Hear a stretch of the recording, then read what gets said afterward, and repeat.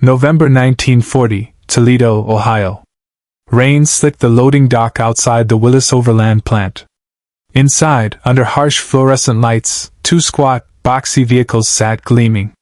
They looked like they had been cobbled together in a hurry. Flat fenders, bare steel, Spartan seats with canvas slung over tube frames. No doors. A windshield that folded flat like a child's toy. These were the first American Jeeps, and even the engineers who built them weren't sure if they loved or hated the result.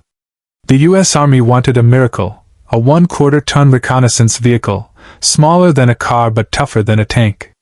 It had to carry soldiers and their gear over rocks, through water, across mud and sand, up and down hills, at speeds that defied belief. And it needed to be easier to maintain than a bicycle. Willys and Bantam Car Company answered the call. So did Ford. The result, after months of relentless competition and frantic re-engineering, was the Willys MB, known only to the Army as Jeep, a strange, clipped phrase for general-purpose vehicle. Some said it came from slurred Army lingo, others that it borrowed its name from an all-purpose comic strip critter that could go anywhere. When German military attaches in Washington first saw the crude black and white photos, they laughed out loud. To the engineers who were painstakingly developing the Volkswagen Kübelwagen, this American machine looked crude, almost primitive. Reports sent back to Berlin called the Jeep a field improvisation, mocked its tiny wheels, exposed running gear, and complete lack of armored protection. It was made in haste, likely to fail in mud or snow. German belief in their own engineering was supreme. Why trust a clunky four-wheel drive system when the rear-driven, underpowered yet marvelously simple Kübelwagen was already exceeding expectations on dusty Spanish test runs? Yet as the first production Jeeps rolled onto Army proving grounds in the fall of 1941, it quickly became obvious that this little beast was more than an overgrown go-kart. Test drivers found it could ford creeks up to its headlights, plow through mud that stopped trucks twice its size, and climb grades others couldn't walk up. Its transmission was absurdly simple. Its engine was bulletproof, not from armor, but by virtue of being so loosely built, it could run on stale fuel and bounce off rocks without stalling. Most remarkably, every part could be replaced in the field with a socket wrench and a little patience. But the design still made German officers sneer. Their spy reports continued to discount the Jeep, calling it the childish overproduction of American industry. Even as photos from North Africa filtered back, Jeeps loaded with grinning GIs, mud-splattered, bristling with gear, everywhere the action was hottest, Nazi planners saw only wastefulness and chaos. What they didn't see, not yet, was how this clown car would become the backbone of Allied mobility, or how German units would soon risk everything to acquire every captured Jeep they could find. The joke, it turned out, was on them. By late 1941, the American war machine was revving up in ways that defied comprehension. Willys-Overland in Toledo and Ford plants in Detroit had refined Jeep production to something approaching industrial ballet. Raw steel arrived on one end of the assembly line. 90 minutes later, a complete, drivable vehicle rolled off the other end. The numbers were staggering. By early 1942, factories were producing one Jeep every 90 seconds during peak shifts. Workers bolted on fenders, dropped in engines, tightened wheel nuts, filled fuel tanks, and drove the finished vehicles straight onto transport trucks, all in the time it took to boil an egg. German intelligence officers reviewing captured production documents refused to believe the figures. One Abwehr report from March 1942 dismissed American claims as obvious propaganda. No industrial process could achieve such output of complex machinery. But it wasn't propaganda. It was standardization taken to its logical extreme. Every single Jeep rolling off Willys and Ford lines was identical. Same engine. Same transmission. Same wheels, bolts, springs, seats. A carburetor built in Wisconsin fit perfectly into a Jeep assembled in Kentucky. An axle shaft manufactured in Ohio could replace one broken in a vehicle built in Michigan. This interchangeability created a logistics advantage that German planners fundamentally misunderstood. While Wehrmacht supply officers struggled to stock parts for dozens of different vehicle models, each requiring specific components from specific manufacturers. American supply sergeants could order Jeep parts and know they'd fit any vehicle in the motor pool. The German Kübelwagen, for all its clever engineering, came from multiple manufacturers with slight variations. Parts weren't always interchangeable. A mechanic in North Africa couldn't necessarily fix a Kübelwagen with components from a different production batch. By June 1942, over 100,000 Jeeps had been built. By December, the number exceeded 177,000. German production of all light military vehicles combined, Kübelwagens, motorcycles, staff cars, barely reached 50,000 in the same period.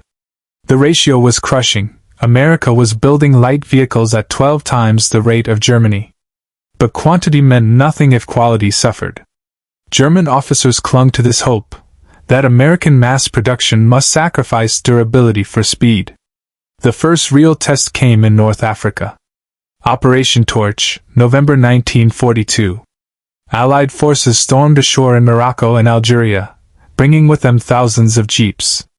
German and Italian troops defending Tunisia got their first sustained look at American mechanization. What they saw shocked them. American units moved with a fluidity that seemed impossible. Infantry companies had jeeps everywhere, carrying ammunition, evacuating wounded, mounting machine guns, towing anti-tank guns, serving as mobile command posts.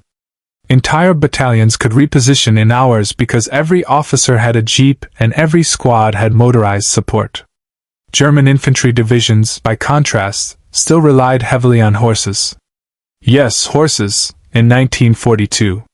The vaunted Wehrmacht was partially mechanized at best. Most supplies moved on horse-drawn wagons. Most troops marched on foot. A captured German logistics officer, interrogated in January 1943, admitted with bitter frustration, "You have jeeps the way we have bicycles. Everywhere. Endless. We cannot compete."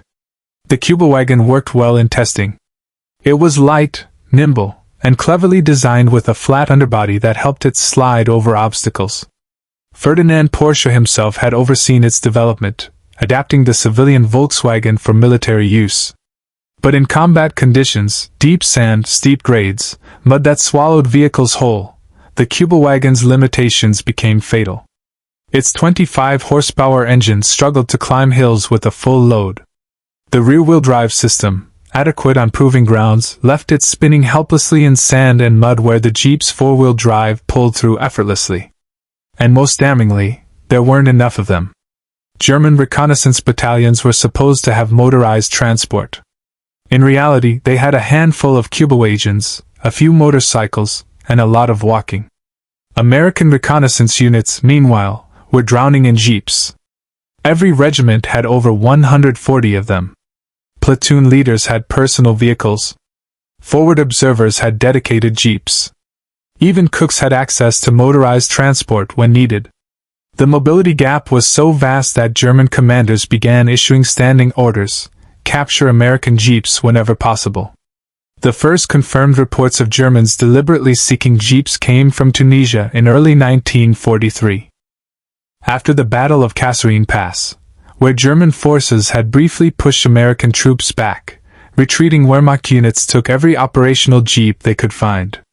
One Panzer Reconnaissance Battalion commander wrote that captured American vehicles were worth their weight in gold, far superior to our own equipment in every practical measure. By March 1943, captured jeeps were appearing in German motor pools across Tunisia. Mechanics who trained on Kübelwagens found the jeep absurdly easy to maintain. The engine was simple, almost agricultural in its loose tolerances. The transmission had 3 speeds and required no finesse. The four-wheel drive system engaged with floor-mounted levers that a child could operate. And they were fast. Top speed approached 60 miles per hour, nearly 10 miles per hour faster than a Kübelwagen could manage. One German officer's diary, captured later, contained a telling entry. Drove captured American Jeep for first time today. Acceleration is remarkable. Climbed grades our vehicles cannot manage. Fuel consumption high, but performance justifies cost. Request permission to retain vehicle for battalion use. Permission was granted. By April 1943, entire German units in Tunisia were operating primarily on captured American equipment, not because they'd lost their own vehicles, but because the jeeps were simply better.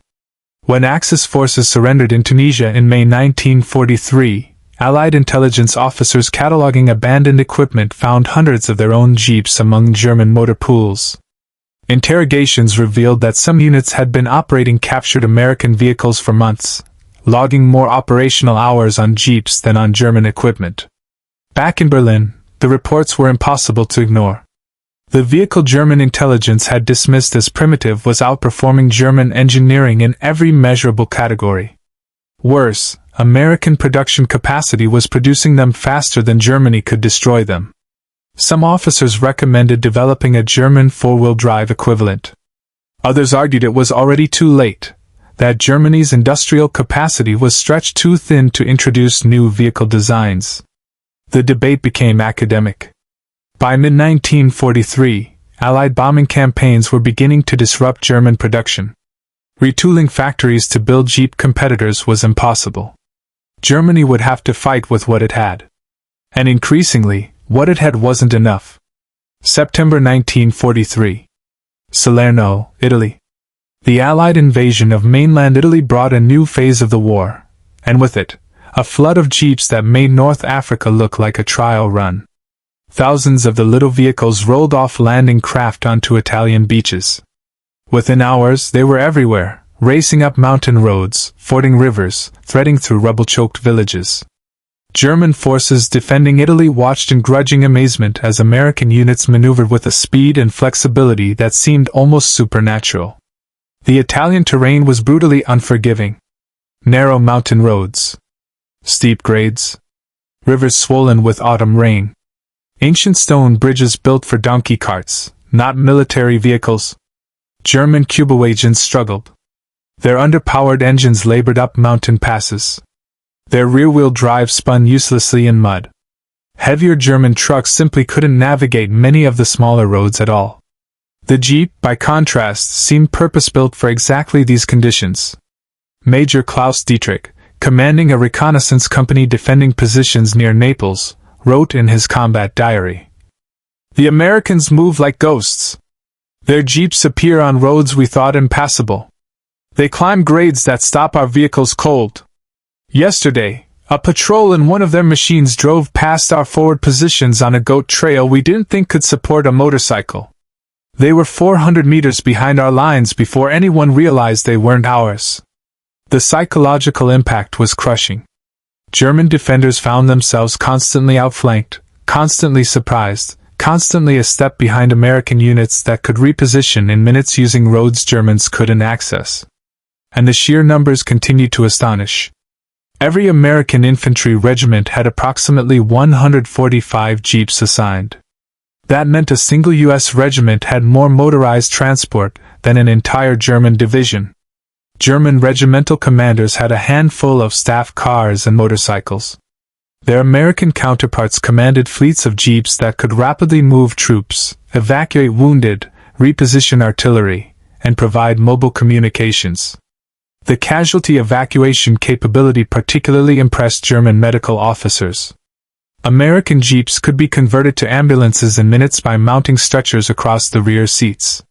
This meant wounded soldiers reached field hospitals within minutes of being injured, transported rapidly over terrain that would take German ambulances hours to traverse. The difference in survival rates was measurable and devastating. Captured German medics reported their shock at how quickly American wounded received treatment. A soldier hit by shrapnel at the front lines could be in surgery within 30 minutes if a jeep was nearby. German wounded often faced hour-long journeys over rough roads in conventional ambulances, if ambulances were available at all. Many died of shock or blood loss during transport. The jeep's speed, combined with American medical doctrine emphasizing rapid evacuation, saved thousands of lives. German medical personnel studying American procedures concluded that the jeep contributed as much to soldier survival as any medical advance. By December 1943, German attitudes toward the jeep had completely reversed. General Lieutenant Friedrich Schultz, captured near Cassino, was interviewed by American intelligence officers. When asked about American equipment, he stated flatly, "Your Jeep is the vehicle our generals admire most. It is the one piece of equipment we most desire to capture for our own use. Our Cuba wagon is adequate. Your Jeep is superior in every way that matters in combat." This assessment from a senior German officer with extensive combat experience marked a complete transformation from the dismissive reports of early 1942. Captured Jeeps had become so valuable that German units issued special orders regarding their use. All captured American vehicles must be clearly marked with German insignia to prevent friendly fire. Maintenance crews must receive specialized training on Jeep mechanics. Fuel allocation for captured vehicles receives priority despite higher consumption.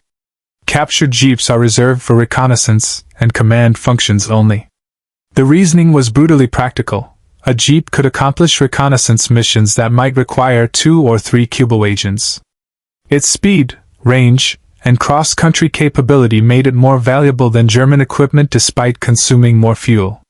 German units operating captured Jeeps reported transformative improvements in tactical mobility. They could conduct reconnaissance deeper into Allied lines, moving faster and covering more ground than possible with Cuba agents. The four-wheel drive meant they could operate in weather and terrain conditions that immobilized German vehicles. The intelligence value was enormous. A German patrol in a captured Jeep could pass for American at a distance, allowing them to move closer to Allied positions before being identified. One Waffen-SS reconnaissance battalion in central Italy operated almost exclusively with captured American vehicles by January 1944. Their commander reported that his unit's effectiveness had increased dramatically, not because his soldiers were better trained, but because their equipment was superior. The mechanical reliability particularly impressed German mechanics. Cuba agents required careful maintenance and frequent adjustments. The Jeep's agricultural-grade engine tolerated abuse that would destroy more refined German power plants. One German maintenance report noted, "American Jeep engine ran for 300 kilometers with cracked cylinder head before failure. Our engines would seize within 10 kilometers under similar damage. American design philosophy prioritizes durability over precision. In combat conditions, this proves superior." The simplicity extended to field repairs. A German mechanic with basic tools could replace a Jeep engine in under 4 hours, compared to a full day's work to replace a Cuba wagon power plant. And spare parts were absurdly easy to acquire. German units discovered they could keep captured Jeeps running indefinitely simply by raiding American supply dumps, which held massive stocks of replacement components. By early 1944, some German units in Italy had more captured American vehicles than German ones. This created bizarre situations where Wehrmacht soldiers drove Jeeps painted with German crosses, spoke German on American radios, and used captured American fuel to power captured American vehicles. Allied intelligence officers noted the phenomenon with dark humor. One report observed, "Enemy forces appear to prefer our equipment to their own. This is simultaneously flattering and concerning. It suggests German logistics are collapsing, but also that our vehicles are sufficiently desirable to justify the effort of capture and conversion." The Germans weren't just using captured Jeeps because they had to. They were seeking them out because they wanted to. And as the war ground toward D-Day and the invasion of France, that desire would reach its peak, culminating in one of the most audacious operations of the entire war. December 1944. The Ardennes Forest. In a secret compound near Grafenwehr, Germany, SS Obersturmbannführer Otto Skorzeny assembled one of the strangest military units of World War II. His orders came directly from Adolf Hitler: infiltrate American lines during the upcoming Ardennes offensive, create chaos behind enemy positions, and seize key bridges before they could be demolished. The mission required German commandos to pass as Americans. That meant American uniforms, American weapons, American cigarettes, American slang, and most critically, American vehicles. Skorzeny specifically requested 100 captured Jeeps for the operation. That single request spoke volumes. Germany's most elite Special Forces commander, planning the most important sabotage operation of the war, didn't want German vehicles disguised to look American. He wanted the real thing. Because even with unlimited resources and Hitler's personal backing, Skorzeny understood that nothing Germany built could match the Jeep's combination of speed, reliability, and ubiquity. The scramble to acquire captured Jeeps revealed how desperately scarce they were. German supply officers contacted every unit that might have captured American vehicles. They scoured repair depots, checked rear-area motor pools, and issued priority requisitions demanding immediate transfer of all available Jeeps. After weeks of effort, they managed to acquire exactly 30 operational Jeeps. 30. From an army of millions, operating across a 1,000-mile front, after 3 years of capturing American equipment, they could only scrape together 30 Jeeps. The shortage forced Skorzeny to improvise, disguising German Schwimmwagens and Kübelwagens to superficially resemble American vehicles. Workers welded on fake fenders, painted them olive drab, and stenciled U.S. Army markings. From a distance, in poor light, they might pass. But they weren't Jeeps. And everyone knew it. The 30 real Jeeps went to the most critical teams. German commandos dressed in captured American uniforms climbed into genuine American vehicles and prepared to drive into history. Some spoke perfect English, trained for months on American culture. Others barely knew a dozen English phrases and were counting on audacity and confusion to carry them through. On December 16, 1944, the Battle of the Bulge began. And with it, Operation Greif. The commandos and captured Jeeps slipped through American lines in the initial chaos. Dressed as GIs, driving vehicles that looked exactly like thousands of others clogging the roads, they penetrated deep into Allied rear areas. They cut communications lines. They switched road signs, sending American units in wrong directions. They spread rumors of German paratroopers and panzer breakthroughs. They created precisely the kind of confusion Skorzeny had envisioned. And the Jeeps performed flawlessly. The German commandos operating them reported that the vehicles were perfect for infiltration. Fast enough to escape checkpoints if questioned. Maneuverable enough to take back roads if primary routes were blocked. Common enough that one more Jeep attracted no attention in the endless streams of American traffic. One commando team drove their captured Jeep 40 kilometers behind American lines, conducted reconnaissance on a fuel depot, and returned to German positions without being challenged once. They attributed their success entirely to the Jeep. It was the perfect disguise. But paranoia quickly set in among American forces. Checkpoint guards began questioning everyone, demanding passwords and asking trivia questions about American culture. MPs stopped Jeeps at random, searching for infiltrators. The operation collapsed within days. Most of the German commandos were captured. Some were executed as spies for wearing enemy uniforms. But in their interrogations, captured commandos consistently praised the Jeep. Lieutenant Gunther Schultz, captured on December 18th, told his interrogators, "The American Jeep is the reason we got as far as we did. If we had been driving German vehicles, even disguised ones, we would have been caught immediately. The Jeep's speed allowed quick escapes. Its maneuverability helped us evade checkpoints. And most importantly, there are so many of them that one more attracted no attention." Another captured commando added, "I have driven Kübelwagens for 2 years. The American Jeep is superior in every respect except fuel economy. And when you're trying to escape, fuel economy doesn't matter. Speed does." The operation failed strategically, but it demonstrated something profound. Even Germany's most elite special forces, given unlimited resources and direct support from Hitler, found American Jeeps irreplaceable. They couldn't fake them convincingly. They couldn't substitute German vehicles. They needed the real thing. And they could only get 30 of them. Meanwhile, the American units defending the Ardennes had brought approximately 20,000 Jeeps into the battle zone. The ratio was absurd. Germany's most important special operation could acquire 30 captured Jeeps. America fielded 20,000 in a single operation. The Battle of the Bulge itself proved the Jeep's value in defensive operations. As German forces pushed into Allied lines, American units fell back, but not in disorganized retreat. They withdrew in good order, using jeeps to rapidly reposition troops, move artillery, evacuate wounded, and maintain communications.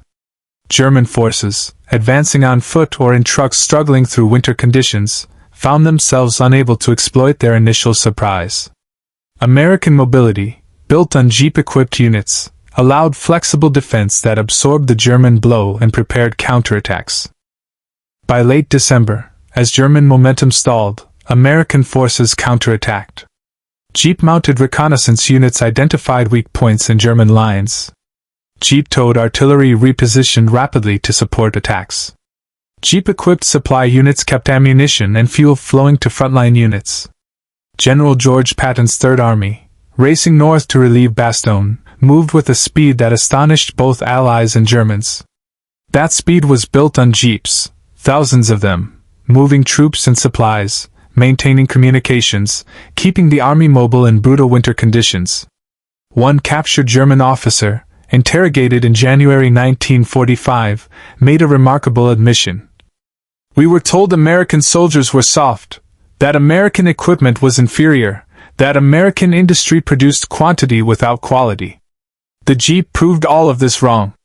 It is not soft, it is indestructible. It is not inferior, it is superior to our vehicles. And American industry produces both quantity and quality." This was perhaps the hardest lesson of the war. By the time the Battle of the Bulge ended in late January 1945, German forces had suffered catastrophic losses. Among the equipment abandoned in the retreat were most of the 30 captured jeeps from Operation Greif. American recovery teams found them, repainted them, and put them back into service.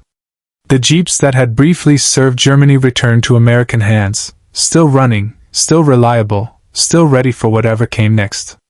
It was the ultimate irony. The vehicles Germany had desperately sought, briefly captured, and relied upon for their most audacious operation, simply went back to work. Because there were thousands more where those came from. And Germany had nothing that could match them. By early 1945, German engineers had thoroughly studied captured jeeps. In workshops behind the lines, Wehrmacht technical officers disassembled the vehicles piece by piece, measuring every component, analyzing every design choice. They produced detailed reports comparing the Jeep to the Kübelwagen, and the conclusions were devastating. The numbers told a story of American engineering philosophy fundamentally different from Germany's. The Kübelwagen was elegant. It weighed just 1,600 pounds, remarkably light. Its air-cooled engine produced 25 horsepower, upgraded to 28 in later models. The design was minimalist, efficient, clever. Ferdinand Porsche had created a military vehicle from civilian components, achieving remarkable capability with minimal resources. But minimalist meant underpowered. The Jeep was brutal. It weighed 2,160 pounds, 35% heavier than the Kübelwagen. But its Willys-Go-Devil engine produced 60 horsepower. That gave it a power-to-weight ratio of 28 horsepower per ton, nearly double the Kübelwagen's 15 horsepower per ton. The performance difference was dramatic and measurable. The Kübelwagen's top speed was 50 miles per hour on roads, dropping to perhaps 20 miles per hour off-road. The Jeep could hit 60 miles per hour on pavement, and maintain 40 miles per hour across rough terrain.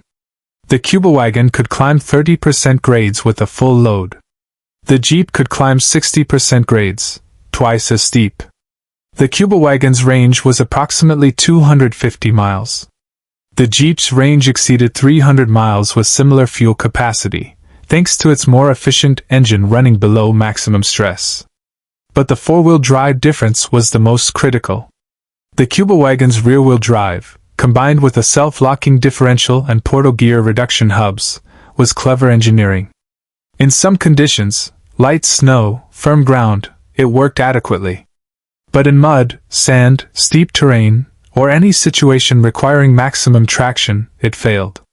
Power to only two wheels meant half the vehicle's weight couldn't contribute to forward motion. The Kübelwagen frequently became stuck in conditions the Jeep powered through effortlessly. German test reports from 1944 were brutally honest. In direct comparison trials, The American Jeep traversed obstacles the Cuba wagon could not overcome. Deep sand, Cuba wagon immobilized, Jeep continued. Mud, Cuba wagon required towing, Jeep self-extracted. Steep grades, Cuba wagon stalled, Jeep climbed without difficulty. The reliability comparison was even more damning.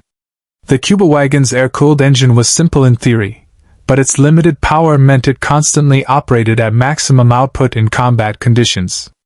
This caused premature wear. The engine's light construction, necessary to keep weight down, made it vulnerable to damage from the kind of abuse military vehicles endure. The Jeep's water-cooled engine was agricultural grade, deliberately overbuilt with loose tolerances. It could run for hours at partial throttle, reducing stress. When damaged, it kept running.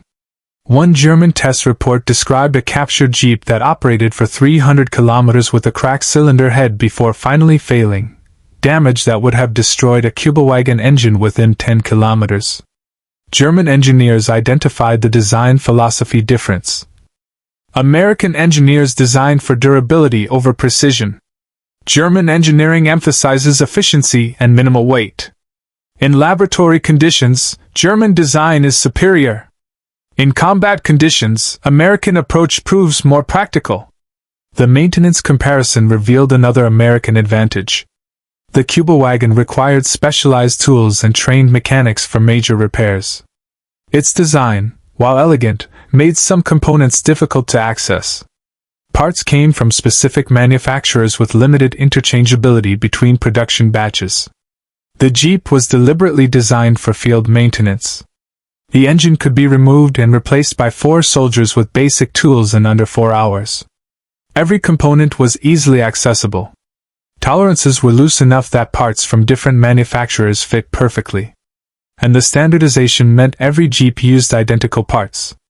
A mechanic could grab components from any supply depot, knowing they'd fit any vehicle. German mechanics working on captured Jeeps reported their astonishment at this simplicity. One maintenance report stated, "American Jeep is crudely built compared to German standards. Welds are rough. Tolerances are loose. Finish is poor. Yet it is more reliable than our finely engineered vehicles. This suggests our emphasis on precision may be misguided for military applications." The fuel consumption issue, Germany's main criticism, proved largely irrelevant. Yes, the Jeep consumed more fuel than the Cuba wagon. At maximum output, the difference could be significant, perhaps 40% higher consumption. But German logistics were collapsing anyway. Units couldn't get fuel regardless of what vehicles they drove. The Cuba wagon's efficiency didn't help when no fuel arrived. Meanwhile, American logistics ensured Jeeps never ran dry. Supply lines delivered millions of gallons of fuel. The extra consumption was irrelevant when supply was unlimited. And critically, the Jeep's higher fuel consumption brought tangible advantages: greater speed, better climbing ability, superior reliability. A Cuba wagon might use less fuel, but it covered less ground, carried less cargo, and broke down more often. By 1945, some German engineers were recommending wholesale adoption of American design principles for future vehicles. One technical report from February 1945 stated, "If Germany is to produce competitive military vehicles post-war, we must abandon our emphasis on lightweight efficiency and adopt American philosophy of rugged durability." The Jeep proves that crude, heavy, overpowered designs can outperform refined, efficient, lightweight vehicles in actual combat use. But these recommendations came far too late. Germany's vehicle production was collapsing under Allied bombing. Factories that might have built improved designs were being destroyed faster than they could be rebuilt. The production statistics told the final story. From 1941 to 1945, America produced 639,245 Jeeps, 361,339 by Willys, 277,896 by Ford. Germany produced 50,435 Cuba wagons during the entire war. America built Jeeps at a ratio of 12.7 to 1 compared to German light vehicle production. And every one of those 639,245 Jeeps was identical, using interchangeable parts, maintained with universal procedures, supported by massive spare parts stockpiles. The German vehicles, while individually well-designed, came from multiple manufacturers with variations that complicated logistics and maintenance. One final comparison revealed the ultimate difference. A captured German motorpool commander, interrogated in March 1945, was asked, "If you could have any vehicle for your unit, what would you choose?" His answer was immediate. "American Jeep. Not because our vehicles are bad, but because yours are better. Faster. Stronger. More reliable. And you have thousands of them while we have dozens. The choice is obvious." The interviewer pressed, "What about fuel consumption?" The German officer laughed bitterly. "What fuel? We have no fuel for any vehicle. At least the Jeep would be fast while it ran." It was perhaps the most honest assessment of the war. Germany had built capable vehicles. America had built superior ones. And America had built them in quantities that made competition meaningless. The Jeep wasn't just better, it was better and ubiquitous. And that combination won wars. March 1945. Somewhere in Bavaria. As the Third Reich collapsed, German engineers made one final, desperate attempt to acquire not just captured Jeeps, but the complete technical specifications to build their own. Intelligence officers were ordered to locate and secure any American technical documentation, blueprints, manufacturing specifications, maintenance manuals, anything that might allow Germany to produce Jeep-equivalent vehicles if the war somehow continued. The effort was doomed from the start, but it revealed just how thoroughly American industrial practice had defeated German engineering philosophy. German technical teams studying captured Jeeps discovered something remarkable. The vehicles weren't built to blueprints in the traditional sense. They were built to tolerances. In German manufacturing, precision was paramount. A component was machined to exact specifications, 16 mm, not 16.01 mm or 15.99 mm. This precision ensured perfect fit and optimal performance.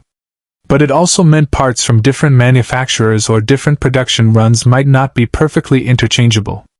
A cylinder head built in January might not quite fit an engine block built in March, even from the same factory. American Jeep production worked differently.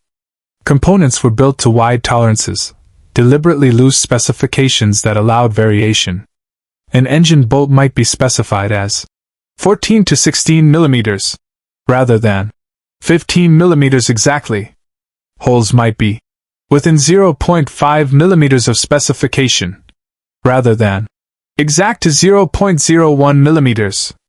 This crude approach horrified German engineers trained to value precision. But it created magical interchangeability. Any part from any factory would fit any Jeep. A transmission built in Toledo worked perfectly in a chassis assembled in Dallas. An engine from a 1942 production run could replace one from 1944 without modification. When German engineers tried to reverse engineer captured Jeeps, they ran into this fundamental difference. They could measure components precisely. They could create blueprints. They could specify exact dimensions. But American manufacturers didn't work from exact dimensions. They worked from tolerance ranges. And those ranges were determined by practical experience, not theoretical calculations. One German report from April 1945 stated with obvious frustration, "We have completely disassembled 3 captured Jeeps and measured every component. Yet we cannot determine the precise specifications because American components show significant variation. Engine blocks from different vehicles measure differently within a range of several millimeters. Transmissions vary in weight by up to 3 kilograms. This suggests either quality control failures or deliberate design philosophy we do not understand." It was deliberate design philosophy. And it was brilliant. By building to tolerances rather than exact specifications, American manufacturers achieved several advantages. Manufacturing was faster. Workers didn't need to achieve perfect precision, just good enough, within the tolerance range. Production costs were lower. Less time per component meant more components per hour. Quality control was simpler. Inspectors checked whether parts fell within acceptable ranges, not whether they matched exact specifications. And most critically, parts were universally interchangeable. Any component that met the tolerance range would fit any vehicle. German manufacturing philosophy couldn't replicate this. Even if Germany had obtained complete American blueprints, their factories were set up for precision manufacturing. Retooling to produce crude components within wide tolerances would have required rebuilding entire production lines. And Germany no longer had the resources or time to rebuild anything. Some German engineers attempted to steal more than just blueprints. They wanted the manufacturing processes. In March 1945, a special intelligence team was dispatched to capture an American motor pool intact, hoping to find technical manuals, maintenance procedures, and supply documentation. They succeeded in overrunning a U.S. Army motor pool near Remagen, capturing dozens of jeeps and several crates of maintenance manuals. The manuals were unlike anything German mechanics used. American maintenance procedures were written for soldiers with minimal mechanical training. Instructions were simple, illustrated with clear diagrams, focused on field repairs with basic tools. German manuals assumed trained mechanics with specialized tools and proper workshop facilities. They were technically precise but practically useless in field conditions. The captured American manuals revealed another American advantage: standardization of training. Every American mechanic was trained using identical manuals and identical procedures. A mechanic from a unit in Italy could immediately work on vehicles in France because the procedures were universal. German mechanics were trained on specific vehicles by specific manufacturers. Moving between units often meant relearning procedures for different equipment. One German mechanic, defecting to American lines in April 1945, told his interrogators, "I have maintained German vehicles for 4 years. In that time, I worked on vehicles from 6 different manufacturers, each with different procedures, different parts, different requirements. When I was captured and assigned to maintain your jeeps, I learned the entire system in 3 days. 3 days. Because every jeep is identical and every procedure is standardized." The attempt to acquire jeep production capability culminated in a bizarre final effort. In April 1945, as Berlin was surrounded, a small team of German engineers was ordered to locate and secure any American automotive executives or engineers who might have been captured. The goal was to force them to reveal Jeep manufacturing secrets, as if the vehicle's superiority was based on hidden knowledge rather than industrial capacity and design philosophy. The team found no captured American automotive executives because there weren't any. Manufacturing executives didn't serve in combat zones. But the effort itself revealed how thoroughly the Germans misunderstood American industrial power. They believed the Jeep's success must be based on secret techniques or hidden innovations.